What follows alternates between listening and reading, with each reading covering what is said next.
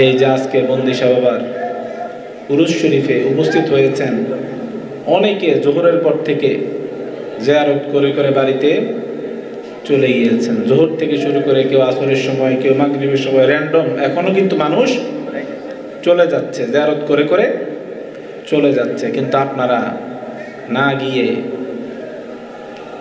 আল্লাহ এবং আল্লাহ রাসূলের মহব্বতে কোরআন এবং হাদিসের আলোচনা শোনার জন্য আল্লাহর ওয়ালির মহব্বতে আপনারা আল্লাহর ওলির দরবারে আছেন, ঠিক কিনা?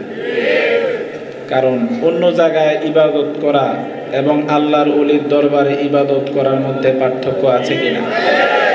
আল্লাহর ওলির দরবারে ইবাদত করলে সওয়াব বেশি নাকি কম? বেশি, ঠিক কিনা?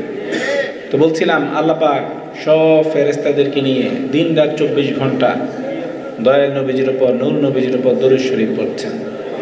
আমাদের পড়ার দরকার আছে কিনা? কথা বলেন, আছে কিনা? মান নাসিয়া সালাতা আলাইয়া ফাখাতা তরিকাল জান্নাহ।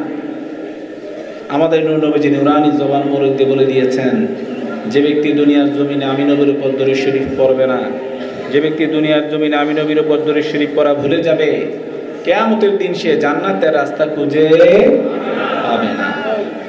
জান্নাতের রাস্তা খুঁজে পাবে না। ওয়াহাবিদের মতো যারা নবীজির উপর দরুদ শরীফ পড়া ভুলে যায়, নবীজির উপর দরুদ শরীফ তেমন একটা পড়তে চায় না, তারা কিয়ামতের দিন জান্নাতের রাস্তা খুঁজে পাবে না। জোরে বলেন নাউজুবিল্লাহ। তা আমরা দরুদ শরীফ পড়তে চাই কিনা? আমাদের বক্তাদি মুর্শিদকে আমরা কি বলতেন?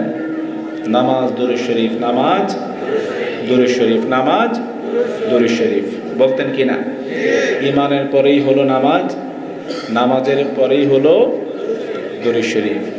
সেজন্য আমরা দরুদ শরীফ পড়তে চাই কিনা?